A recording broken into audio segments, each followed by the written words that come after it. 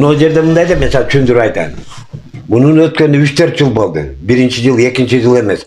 Эки жолу мен Каскадтын эмесине кайрылгам. Каскадтын КППсындагы эме. Эки жолу өзүм күчүм менен жаптырдым. Бирок баягы жаз келгенде эле кайта эле өтүп кетип атат. Аны мен эмете албайм да, өзүм да. Ошондуктан алар мага түшүндүрдү. Ушул крылонун бардыгы жабылыш керек дейт. Анан бирок тол менен жабылганда деле эч кандай эффект жок, 2 жылдан кийин тешилип калат дейт. Анын үчүн тынике менен жабыш керек деп түшүндүрдү мага. Ошол жерде биларман начальниктер. Анан тынике менен жапканга тынике убагында тынике менен жаппай эптеп тол менен жаап бизге өткүзүп берип койду. Тол менен жаап. Анан ошондуктан мен 2 жылдан бери кыйналып бүттүм ошо. Өзүңүздөр карап көргүлө, эмне болуп атат, эмне коюп атат. Кайрылбаган КПП болсо айтты, мэрияга кайрылгыла. Мен эч кандай эмем жок, чатагым жок. Силер ТСЖга өткөн, ТСЖга өткөндө эптеп алдап соолоп өткүзүп жиберген. ТСЖга өткөндө эмне болот, өтпөсө эмне болот. Эгерде ошондо тынике менен жаап койгондо мындай акыбалга туш келбейт элек. Бул жерде жалаң пенсионер менен мата-одиночкалар, бечаралар. Ачыгын айтканда бедалагалар, мында грубо айтканда. Ошолор эметип атат, мен пенсионермин. Анан ушинтип отурабыз ушунда эмне кылабыз? Кимден бизге жардам болот деп. Кимден бизге жардам болот деп мен билбей калдым, мен акылым жетпей калды. Мен 3-4 жылдан бери чуркайып чарчадым мен. Азыр уже буга деле көнүп калды мына. Акса көрдүм, эмне кылам мен? Кечинде жумушка кетип калам, карабалда иштейм, бекер жүрбөйүн деп. Анан берди карай турган адам жок. 3-нчы этажга түшүп атат. 3-нчы этаждан 2-нчы этажга түшөт. Анан берики болсо анчалык евро эмес, евролор бузулуп атат. Ошончолуктан кыйынчылыктар болуп атат. Биякта да бир карап коюңуз, мүмкүн болсо. Айна жок, ушу отурабыз 21-кылымда. Көрүнүп калган депчи. Свет күйдейм, күйгүстө деле эмес. Ана свет күйгүстө замкание болуп кетет, мен аны включать этпей атам. Замкание болуп кетиши мүмкүн, 2 провод эметип. Эмеге тегенен. Эми айла жок. Мэрге баргам акыркы жолу былтыркы. Мэрге барганда мындай түшүндүрдү бизге. Жаңы келген мэр. Силер өзүңөрчө тыйын тыпырыңарды колдон келишинче чогулткыла. Анан чогултканга карап туруп мен болсо Камбарата 2ге да кайрылайын, Каскадтын эмесине да кайрылайын. Анан тыйын тыпырды топтоп келип, тияк-бияка келип, анан бюджетти да карап көрөлү, депутаттар менен сүйлөшөлү. Андан бери уже Кудайга шүгүр өзүң көрүп атасың. Былтыр жайында кайрылгам мен. Кыймыл аракет жок, анан бизди ким карайт? Элдер бардыгы эле эми жанагы президент карайт дейт, анан берки КГБнын чоңу, СНБнын чоңу карайт дейт. Бул эмени ким карайт, мен түшүнбөй калдым, мен түшүнүгүм жок. Бечараларды ким карайт? ТСЖга өтүп кеткенден кийин убагында акча чогулган эмес. Эч ким түшүндүрө эмес. Алдоо жол менен, бул жерде алдоо жол менен эптеп кол койдуруп, короче говоря, бизди Каскадтын системадан бөлүп таштаган. Эптеп отуруп, карапайым адам, билими жок адамдар көп да. Кол кой десе кол коет. Үйдүн ээси гана кол коюш керек эле бул жерге. Ошон үчүн бул жерде эптеп өткүзүп, өздөрүнөн эметти да. Ошон үчүн биз кыйынчылыкта биз калып атабыз. Анан бир Кудай билет, биз билебиз. Биздин эмне болуп атканыбыздарды. Мен биле албай калдым, эмне болот, кимиз эметет. ТСЖ эмне кылсаңар өзү кылып алгыла деп, силер өттөдүмбү деп. Өтүп атканда 2 жолу 3 жолу собрание кылып, өтсөңөр мындай болот. Мындай жакшы болот. Өтпөсөңөр мындай болот. Эч ким түшүндүргөн эмес да, карапайым адам ду деп. Анан мен Сапаркан деген эмеге кайрылдым. Ушул ТСЖдин чоңуна. Сиз кол кой болгондон деле жакшы болот эле десең, албаган мынтип кыскача түшүндүрүп берди. Өзүңүздөр билесиздер азыр. Жогору тараптан, бу тараптан ар түрдүү басымга алынат экен адам баласы. Басымга алынып тигиндей мынтип үркүтүү, тигиндей мындай деген болот экен. Ал билинбейт дечи, аны доказать трудно. Ошондон айла жоктон мен кол коюп бердим дейт. Сиз кол кой болгондо муну өтпөй калат эле го деп мен бир нече жолу аны менен кичине как эме катары катуу тийдим да, чынын айтканда катуу тийдим. Ушуну бекер кол коюп койдуңуз да. Эл макул болгондо элге түшүндүрүш керек эле да. Майлы сүттүү нерседен золотые яйца берип атса, или тынике менен жаап койгондо эле эң башында тынике. Вообще калды 50 жыл чыдайт эле. Башка немелердин деп тынике менен сонун кылып жапты, а бул жерде эптеп тол менен жабымыш этти да, бармак басты көз кызды деп, даже ушул жерден тол сатып алгандар бар экен ошо. Убагында тол менен жапканда. Ушул эле менин кошчолорум. Ал кийинчерээк белгилүү болуп атат. А мен кимге кайрылышымды билбейм. Elдің бардығыларын президентімізге қайырлабыз, анан емеге Ташиевке қайырлабыз дейт. Мұны ким чечет, ким коет, мұны өздерінше бір чечіп көрсін, бұйзам ченемінде.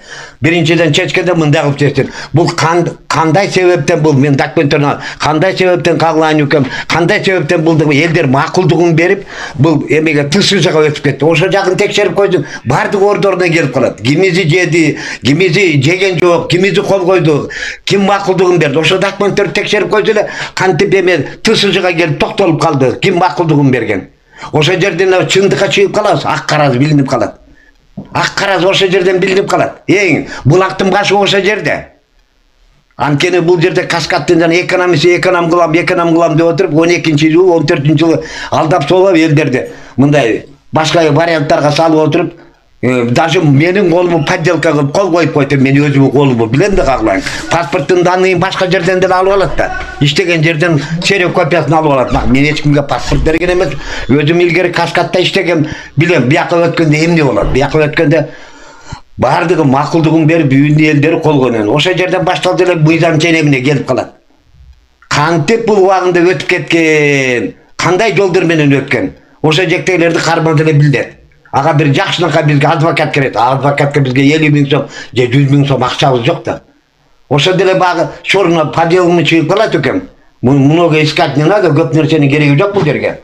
Тиги күнөөлүү, бул күнөөлүү. Кантип Каскадтан бул тышыжага өтүп кетти. Эмне себептер менен өттү? Кимдин үстөгүндүгү менен өтүп кетти.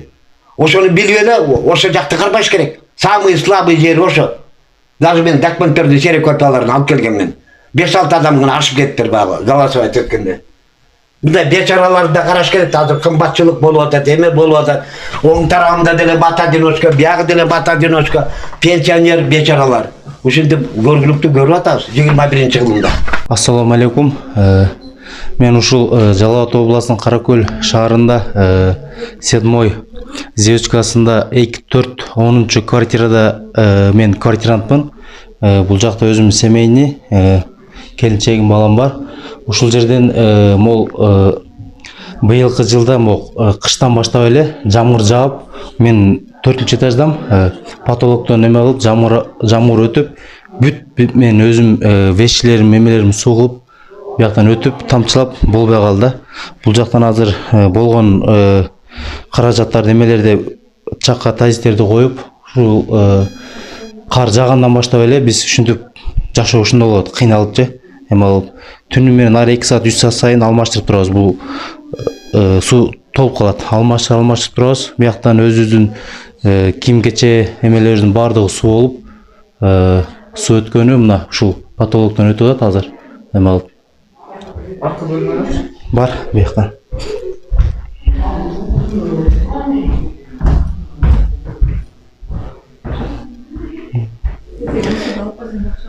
Бул жактан кухнядан дагы аябай суу өтүп, бул жактан азыр суу дуал менен тамчылап, обойлордун бүт бардыгын өлтүрдү. Эме алып. Бул жактан электрический жакка дагы суу тамып, эме болот. Эртең күнү токтой турган болсо, жооп берчү адам жок да. Ошол маяктан суу өтүп, полный 3-чи этажга түшүп, эме болот. Ушул ваннаман дагы потологунан өтүп, жерге түшүп, эме болот. 3-чи этажга чейин өтүп кетип атат эмеси. Жамгырдын кесепетинен ушул жерге чейин өтүп, тазиттерди коюп, кыйын болуп атат.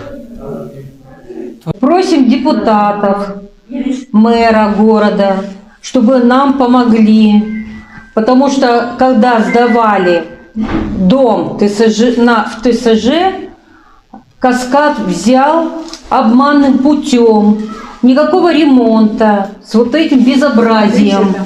РЭС переносил счетчики на 1-й этаж, сняли электрощиты. Вот такое безобразие оставили на каждом этаже. 4-й этаж, все квартиры, крыша течет, доходит до 1-2 этажа. У нас в квартирах безобразие. Делаем мы ремонт, не делаем, все потолки у нас текут. Как сильный дождь, невозможно. С тазиками бегаем. По электричеству точно такая же история. 2 дня назад у нас полетел кабель Приехали, 2 дня делали. Ни РЭС, ни ККП, непонятно, кто отвечает за все это. Сделали никакой там изоляции. До первого хорошего дождя. Изоляция полетит. Там очень плохая изоляция. Нужно переделать. Либо кабель менять, я не знаю. Но это все может превратиться, электродуга там будет, взрыв произойдет, кто-то пострадает. Мы просим, чтобы дом привели немножко, нам помогли в порядок. Потому что это невозможно.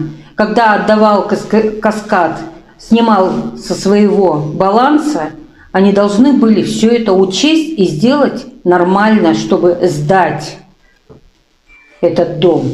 Но получилось, они обманным путем обманули жителей, заставили подписать. Больше 50% подписали, все. Даже толком не объяснили, да? Никто ничего не объяснил, да. Просто обманным путем получилось. Поэтому жители... Пенсионеры жили, все это самое необразованные, они уже обманули, да, путем? Да. Распишись, потом будете чуть-чуть сделали вот с этим. У меня тоже мама старенькая, она подписала. Меня не было как раз в этот момент. Поэтому я даже не знаю, к кому обращаться. Мы сколько обращаемся. У нас в 2014 году, по-моему, делали крышу, но это на год хватило.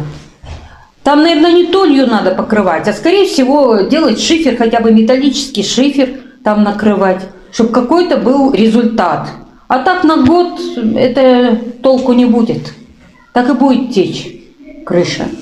Туалетте су ағады мына үстіде, мына бияқтан. Мына уголок көрді сапсары. О, мына. Анан мына ваннадан жерді алып қалады. Азыр кухняға. Кухняда да ағатады. Көрдің бі кухняда жаңғыр төккенде мына жер алып қалады. Мына пятналар бет. Ағып. Еме залға.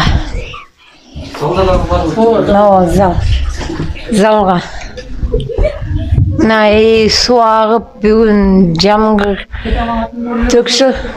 Мына жерді ағып баштайды. Вот отсюда бияқа тен плашной кетеді. Мына даже мына жерді су. 2014 жылы бияк үстү жалганда негизичи жалганда мындай эме куйлу мындай 3 слой куйлат да негизичи, а буга эч кандай 3 слой куйлган эмес, эч ким эметип мындай текшерген эмес да. Андан кийин эле ошо эметкенден эле 5-6 жылдан кийин суу агып, кайсы 2 жыл мурун жок, наркы эмеден, спальнийден агып баштаган кышындачы. Бул эме ушинтип агып эме болот, көгөрүп, массаждар мыякта көрүп. Кухняда. Неке биякта эме болот да. Уже жаракка кете баштады бияктарданчы.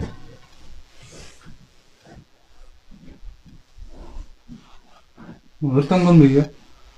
Жок, эме болгон да менен. Кран деген.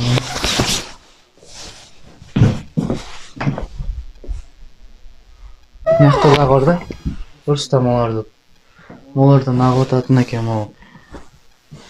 Аз эме сулар төгүп койдук азырчы. Ашып эме болуп могулар суун ичет ушул. Нымда.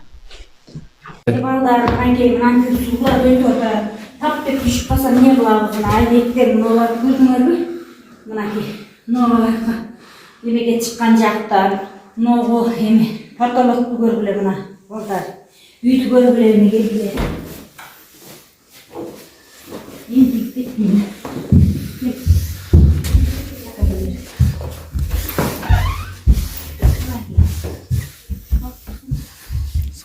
Мына киленка жаап отурам балдар. Мен балам 2-нчи группада жаап албайт, чыга албайт. Киленка жаап отурам, мыналардан суу агып атат. Свет күйгүзбей атам. Күйгүзсөң замканы болуп кетет. Мына тарткы. Ошол жакта көрсөтүп коесуздарбы? Аяк тиледи. Аяктан ну, жактан кичине көрсөтү да. Оны бурч, так оны бурч. Бүт агыда киленка коюп эле бастырып атат. Биз өзүбүз жакканыбыз менен болбойт экен баары. Көп акча кетет экен. Ар жак кошуналардын деле агат экен.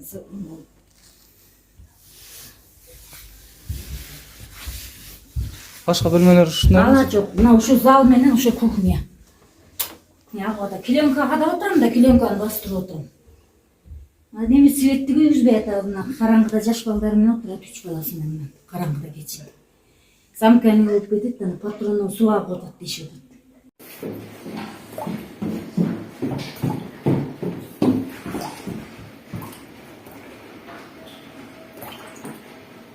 Айже кече күнү мен бир сыра сураштырып чыктым да бул маселе боюнчачы. Анан кийин бул үйлөр кече күнү сураштырып чыктым бир сырачы. Анан бул үйлөр полный ТСЖга өткөн дейт да.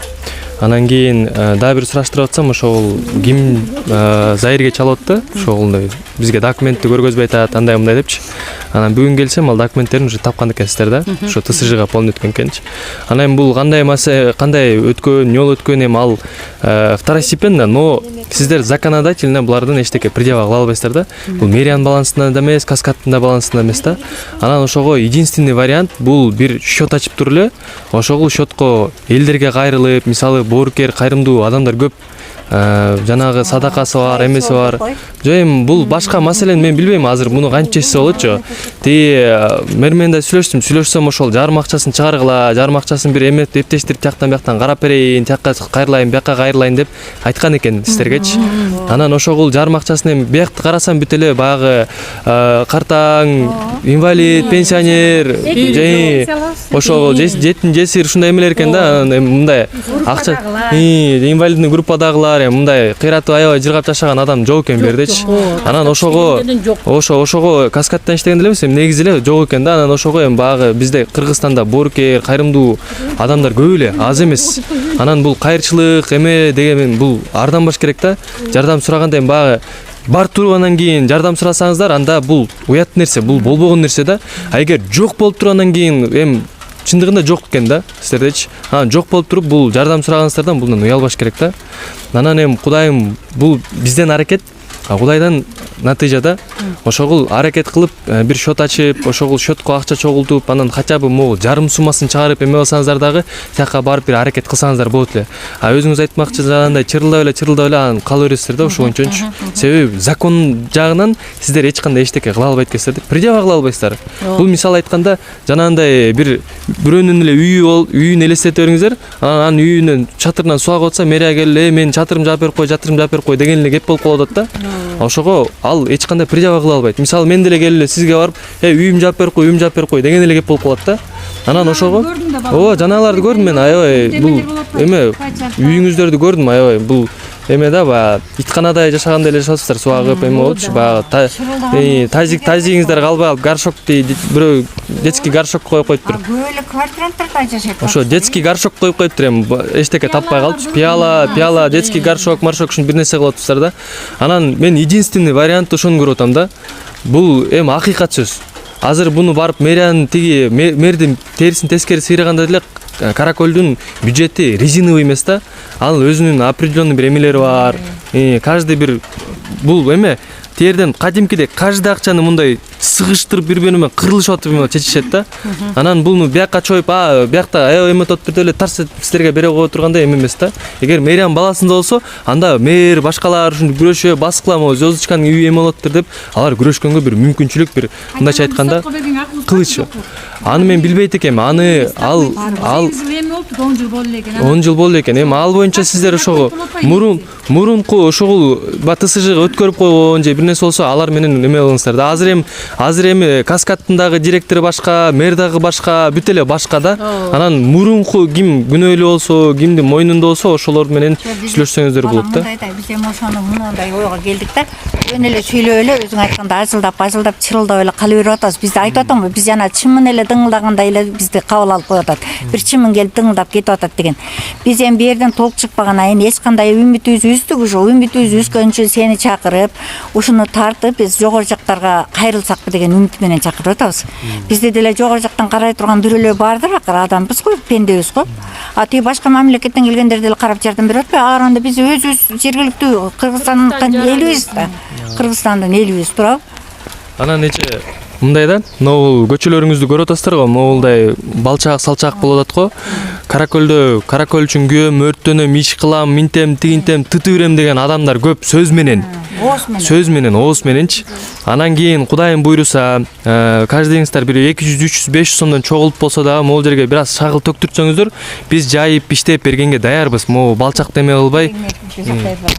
Ошону мен айтып атам го, депутаттар келди бир жылы. Мына Зайырбектин баласы депутат болгондо ушул жерге таштарды, шагылдарды төгүп кеткен.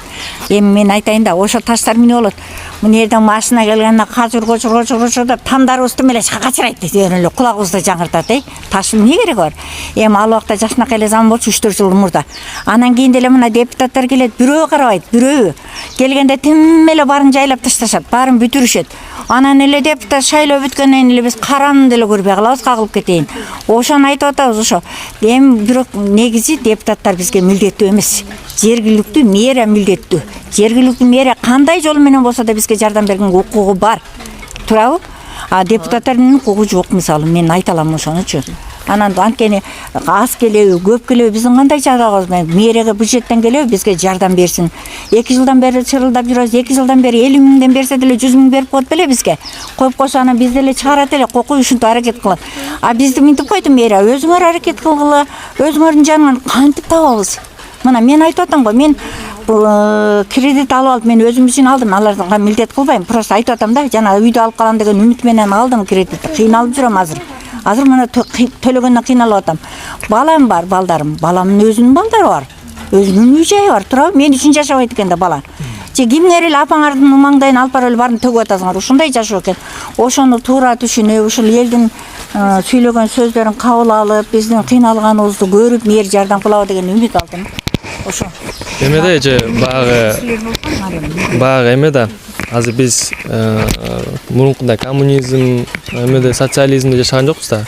Бизде конкретно эмеде капитализмде. Анан кийин каждый өзү үчүн да бул жердечи. Анан баягы мурдагыдай барып тиги бийликтегилерди барып тигилерди сен бизди кылып бер, минтип бер деген бул уже мурунку замандын эмеси да. Азыр негизи өзү азыр сөзүм айтып коеюн. Азыр эми өзүңүз мындай чогулуп баягы азыр мен эме айтып коеюн эже, мына айтып коеюн эже, сөзүмдү айтып коеюн. Эми да баягы азыр өзүбүз аракет кылбасак, бирөө келип аракет кылып бербейт да. Өзүбүз жашообузду өзүбүз оңдобосок, өзүбүз аракет кылбасак, өзүбүз бир эме кылбасак, жок мен мэрдин келин сүрөйүн жок, мен өзүм объективно айтып атам да бул жерденчи эже. Мен сизге келдим, ошо мен сөзүмдү угуңуз да. Мен айтып атам ошо мындай өзүбүз аракет кылышыбыз керек да, бир нерсе кылып, хотя бы мына могул жерлерди бир саат жасап эме болсо дагычы. Жанагы кээ бир подъездтерге эмеде Бишкекте жүрсөм, баягы шайлоо болуп калды да, город кеңешкечи. Анан ошого катышып жүргөндө кээ бир үйлөрдү карасам, баягы эшиктин алдын жасап коюшкон, эмелерин өздөрүнүн баягы гүлдөрдү эгип, эме кылып, сону кылып койгон да. А кээ бирлерди карасаң, вообще каранбай койгон. Неге? Себеби жителдер өздөрү да аракет кылбай атат да, бирөөдөн күтүп элечи. Ошо бирөөдөн күтпөш керек, өзүбүз да бир аз аракет кылышыбыз керек деген эле сөз. Ал сөзүң туура. Бирок да мындай болуп атат да. Бул силер айтканыңар туура эле. Ошондой заман болуп калды бердечи. Бирок анткени мененчи, биздичи берде мына чынына келгендечи, чын деле баягы чыркырайт го. Чыркыраганыбыздын себебичи бизди ТСЖ кылыпчы биздин согласиябыз менен өткөзгөн жери жок да. Булар өзүлөрү канчалык нерселердин крышабыздын үстүнө деп кой, толдорду алып келиптир деп кой. Керек да ошолордон. Толдорду алып келиптир деп кой. Толдорду алып келип туруп өзүлөрү алар көчөдө мына ар бир көчөдө жүргөн эмелерди, алкаштарды алып келиптир жаптырганда, алар болсо толдорду сатып алып кетип калды. Бизге укат бербеди, биз эмне кылабыз деп. Ошо үчүн ачып калды. Ошолорду бүт өткөзүп берип, мынандай дейт турган болсо, биз деле жанталашып, кой бет дегенде бар да, бизде деле эмете электик. А бул бизде өткөзбөй ушу акыбал менен бизде таштап койгон үчүн биз чыркырап атабыз. Атак серге деле барбайт болчук, мэрге деле барбайт болчук, аракеттенмекпиз. Ой, анар эже кой, сиз бир 100 сом чыгарыңыз, бул эже бир 100 сом чыгарыңыз деп өзүбүз эптемекпиз. А мына состояниеда элестетсең, биздин 10 миң акчаны чыгарсак делечи, 10 миң керек болсо, мына жетпейт. ушуну кыласың кылсаң. Сиздер өзүңүздөрдүн күчүңүздөр менен буну жардам пул сураган дейсиң. Жардам пулду бизге кантип берет? Биздин ден соолугубуз чың болбосо, пенсионербиз да мисалы да, пенсионердин пенсиясы аз экенин эч ким түшүнбөйт экен. Ана сурагандан деле уяласың примерно да. Эми инвалидтерибиз деле бар мейли. Инвалидтердин деле пенсиясы аз, мына жакында эле көбөйдү, көрдүңөр, айлык болсо иштеген айлык, жаштарыбыздын иштеген айлыгы жок, балдарыбыз тентип жүрөт, Россияда тентип жүрөт, кагылайындар, өзүңөр деле билип атасыңар го. Ушу эгер өзүң айткандай бар болуп биз бай болсок, эч кимге барбайт элек. Ошодо. Эч кимден ушинтип тызылдап жаман көрүнбөйт элек, жакынак болуп эле жатат элек, элге окшоп эле тапканыбызды жумшап бар. Даже мындай үйгө жашабай эле биз онаяк эле барып эле сонун тамдарды салып эле жашап калмакпыз элден. Айла кеткенде иш болуп атат балам, айла кеткенде. ошо айтып атам го эже. Айла кеткенде айран үйлө ичиптир бул. Бул эме да. Ана эмне? Бак айтайын, блогерлердин мына мен күндө YouTube көрөм. Блогерлерибиз ооруган балдарга жардам берип атат. Үйсүздөргө үй берип атат, жардам берип атат. Ошентип элден түшкөн, Россиядан келген эмелерди алып келип, силер да ошентип иштегиле, жардам бергиле элге. Биз сунушубуз ошо, силерден суранабыз. Ошону айтып атпаймынбы эже?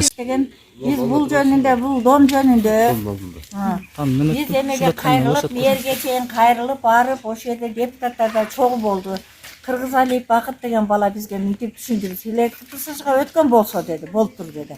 Эмне үчүн ортону деди, Султан эме Калпаков Султан деген эме алып алат, ошол алыптыр деди. Муну сопус кылып алыптыр, сатып алыптыр. Ана сатып алат да мейли сатып алды. Мына көрдүңөр, акыбалын тартып койгула. Ошону балдар чыгып ойнойт, айланайын, минерге кирип, элдер туалет кылат, биз тазалайбыз ошону сен коюп ошо сасып кетпесин деп.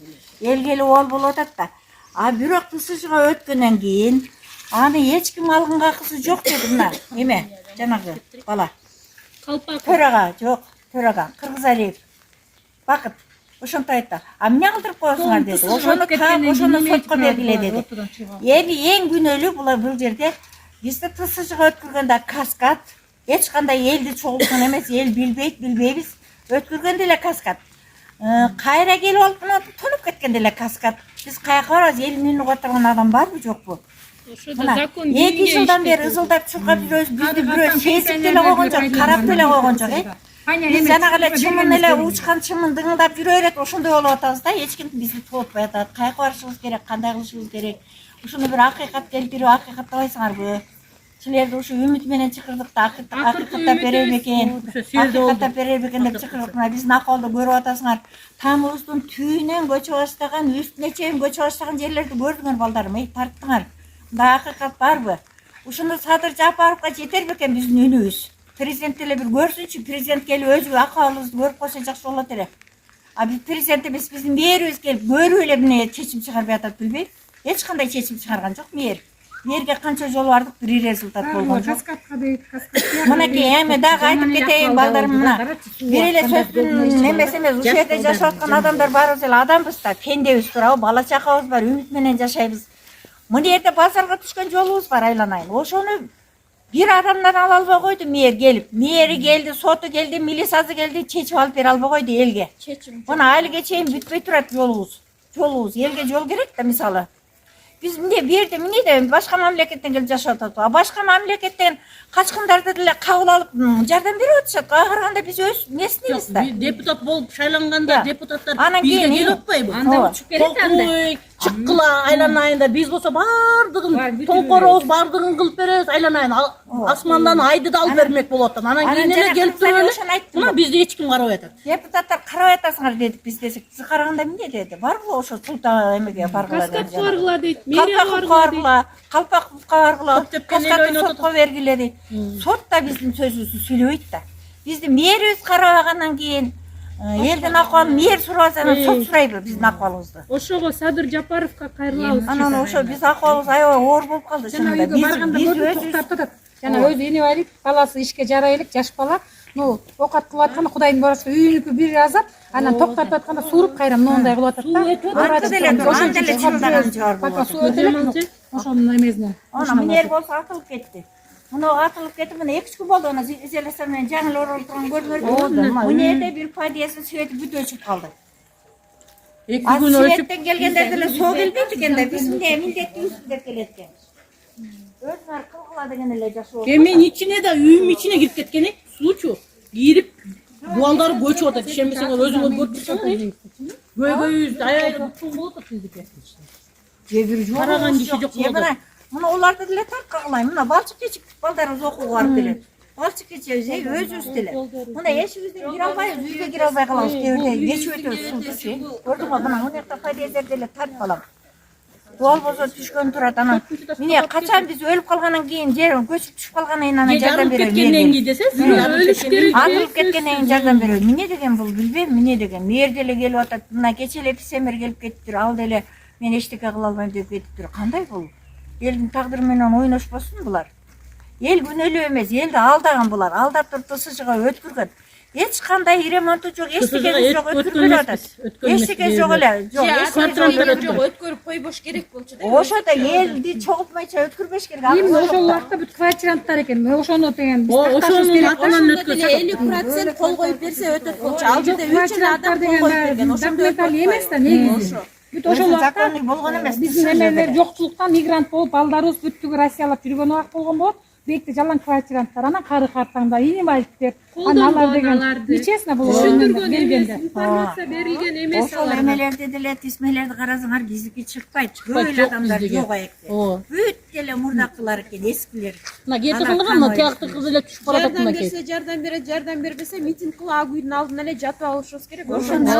жок эле барып жатыш керек. Эшикте көнүп калдык уже 2 жумадан бери. Башка жакта мэрияты мен муну эмеден деле көрүп атасыңар, көп эле мына жаңылыктардан, ютубтан башка жакта мэрияларда акыбалы жок адамдарга барып жардам берип атат. Акыбалы жок адамдарга барып үй салып берип коюп атышат, үй салып берип коюп атат, мындай эме кылып, ортодон эметишип. А бизде андай жок. Бизге депутаттар качан келет? Качан? Шайлоо болгондо келет.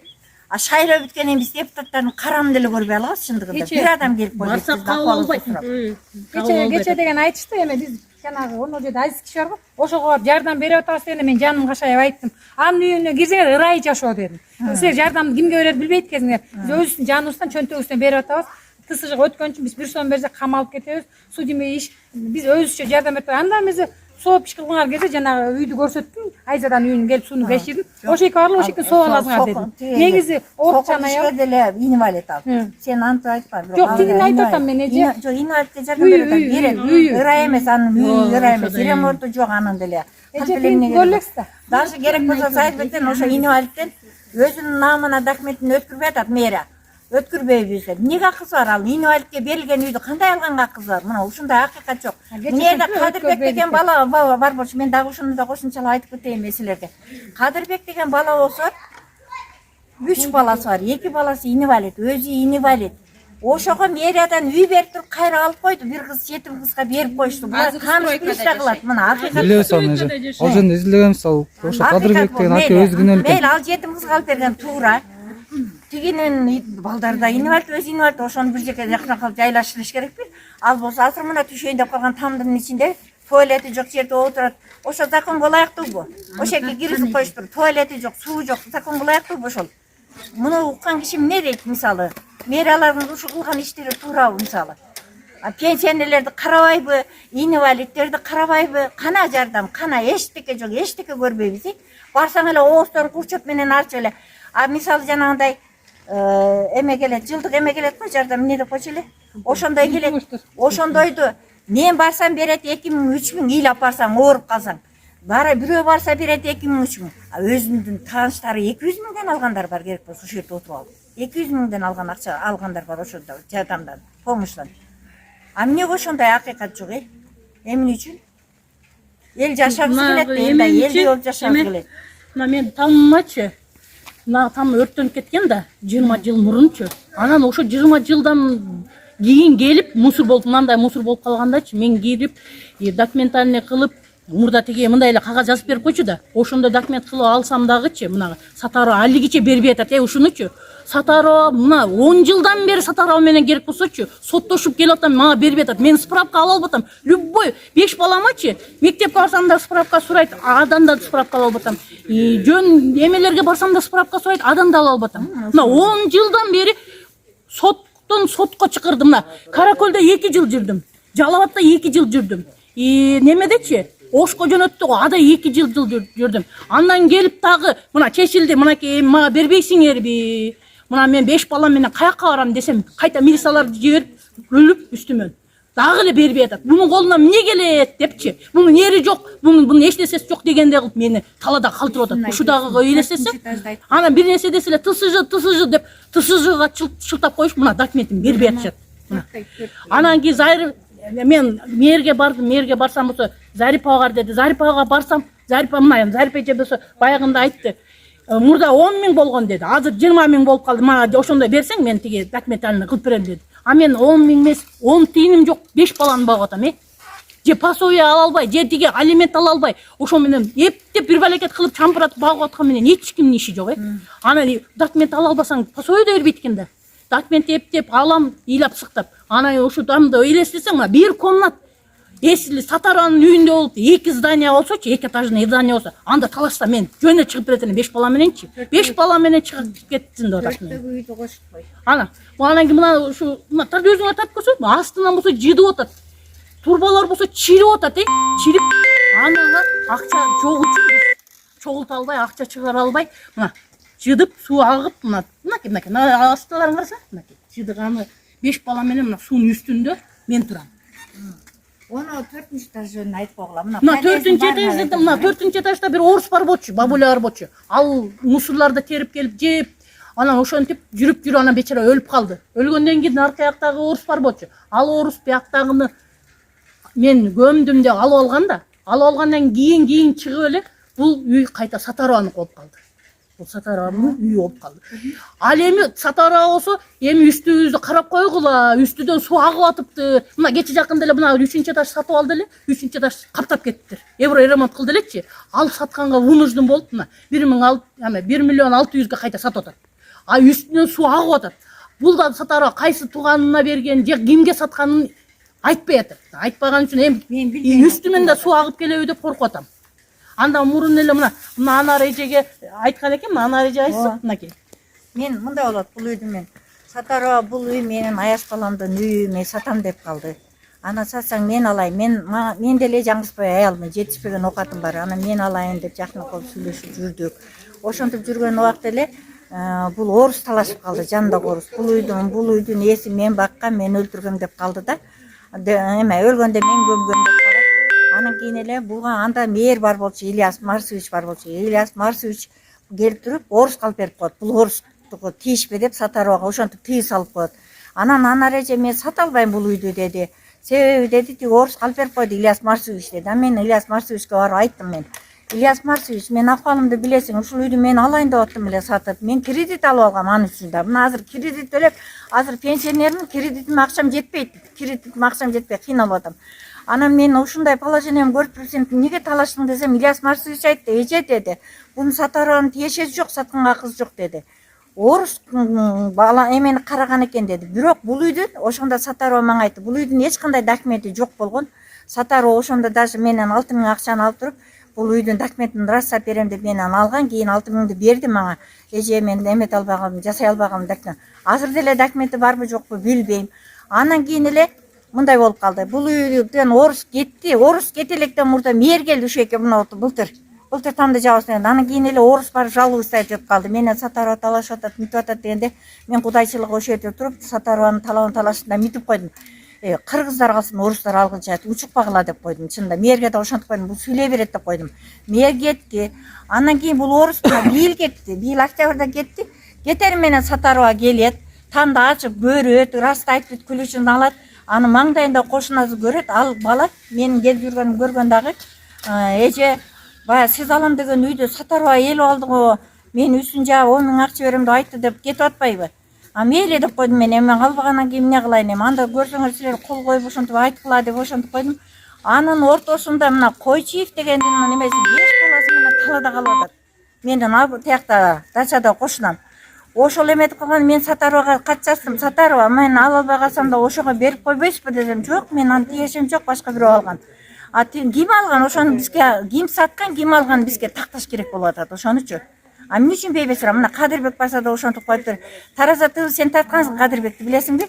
Ошону эметкенде деле мына Сатарова тууралуу актанып атат. Керек болсо мага келсин деп. А бул мисалы мынтип атпайбы? Ал үйдү дейт ремонт жасап туруп анан кийин кирет алган киши деп атат. Ошо ким экен кире турган адам билели деп мен билгим келип атат да ошону. Ортолдо мен деле мынакей жаңғыз боймын, иштебей қалдым, пенсиям болса жетпейді, мен орта жолдан эле кредит алып алып күйүп қалдым. Баягы экидөө кагышса чымын бейажал чымын өлөт болуп эле. Орта жолда калып калдым мен. А мейли мен айттым, мейли мен албай деле коеюн. Мен азыр Афганстанга үй салып атам. Мен азыр мен деле бу жерде квартирант болуп жашайм. Анан кийин Афганстанда үй салып атам. Жок дегенде ошого жардам бергиле деп барсам деле жардам берген жок, эч кандай жардам жок деп койду. А бизге окшогон бейбечарага караганда кимге берет булар жардамды? Бюджеттин акчасы эмне кылышат билбейм. Мени атып алабы? Мен пенсионермин бир. Каалагандай сүйлөгөнгө акым бар, укугум бар.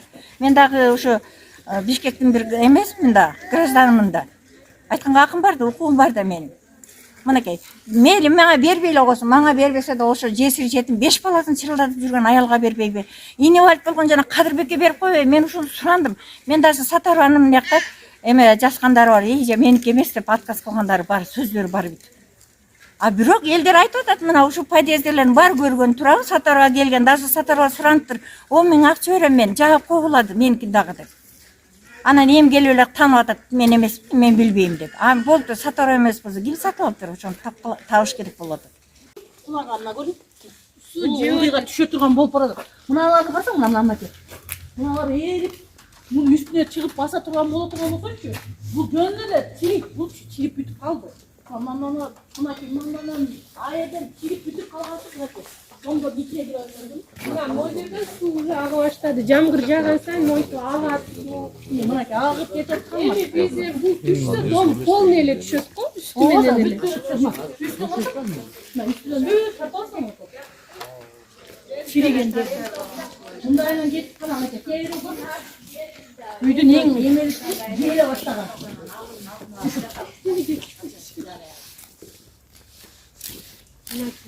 Мына желе баштаган, бул жерден кирпич түшө баштаган. Мына түшө баштап, жаак отургандайын анан. Оно бурчтуга сатат. Бу жерде балдар өтүп кетип аткан жаш балдар эмне болот? Обязательно бирөө тийгенде, бирөөнүн башына тийсе же, биздин башыбызга тийсе деле бирөө майып болот му? Кирпичте мына кулап атат. Чирип атат да бул. Кулаганы.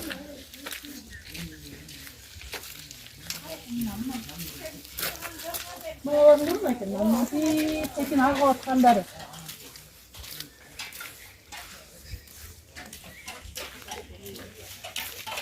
Мына болсо, провод болсо, ар бир жетилге кирген ток. Бул токтон болсо, бул болбой калыптыр. Канча жылдан бери жыдып, вообще болбой калыптыр. Бу жерден эми бир маштан бери жамгыр жаап атат го. Искра чыгып, атылмак болуп атат, Муну да айтсак, бизге эч нерсе бербейт. Биз эч нерсе кыла албайбыз, өзүңөр кылгыла. Кылсаңарбы? Өзүңөр кыласыңар, өзүңөр болсоңар. Мына суу акканын көрдүңүз экен. Суу агып, мына биринчи этаждан мына экен. Мына үйдүн ичине кирип аткан суу. Бул үйдүн карасаң мына суу агып, кургагандан кийин онда түшүп аткан жерлери мына. Буягын болсо мына. Менин үйүмдүн ичи толо, подвалым суу, жөн элечи. Үйүмдүн ичи жыдып атат. Ал эми мыяны карасаң, мына келип мына толкунуна экен. Толкунуна мына. Бул канча деген болчу өзүлөрү билет чоңдор.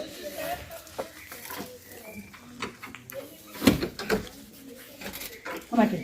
Мына жактан 2-4, 2-5, 2-6га бүттүгүнө кеткен суу бар. Ысык суусу да, муздак суусу да. Муздак суусунун турбасы жарылып, эч нерсе калбай калган экен. Мунун ичинен суу агып жатат, өзүнөн эле өзү агып, саз болуп бүттү. Ал эми эмне болсо шип бар, канча деген мына. 3 үйгө кеткен шип бар мына. Бул шит ачылып турат. Канча жылдан бери ачылып турат.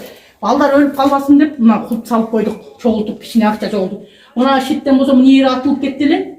Аябай дегенде жарылып кетти эле, өзлөрү келишип, кайта мына секин улап коюшту мынакей. Мындайды болсо каяктан табабыз? Бүттүгүбүз жесирбиз. Эрлерибиз жок. Балдарыбыз 5-6дан балдарыбыз бар. Бардыгыбыз майда иштебейбиз эч жерде. Анан кандай бизди эч ким карабаганын билбейм, бул бардыгы эле карашкан эл да жок. Мына болсо адам жүрөк түшө турган болсо, биякта канча деген жаш балдар чыгып атат. Бомоштор келип жатат. Анан даже тиги коркобуз балдарды ушуга алып барып зортуктап салабы, эмне кылат депчи. Муну акча чогултуп тазалап койгонубуз да. Биякта ултап койгон үчүн Şuan bastırsa şu. Başına açalım.